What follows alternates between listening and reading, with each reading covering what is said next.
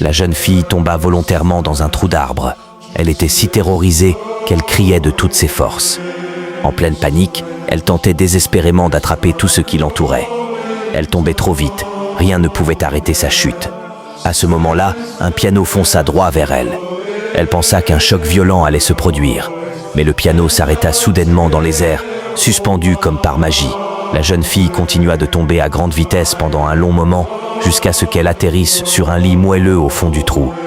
Puis, soudainement, elle traversa un toit et s'écrasa lourdement au sol.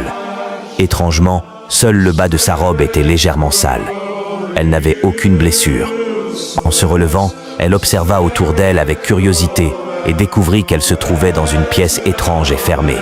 Tout autour d'elle, il y avait de nombreuses portes en bois. Peu importe ce qu'elle essayait, aucune ne s'ouvrait. Elle se retourna encore, scrutant chaque recoin. Elle aperçut alors une table en bois au centre de la pièce. Sur celle-ci, elle trouva une clé. Elle tenta de l'insérer dans chaque serrure, mais aucune ne correspondait. C'est alors qu'elle remarqua une petite porte dissimulée derrière un rideau. Elle essaya immédiatement d'y insérer la clé.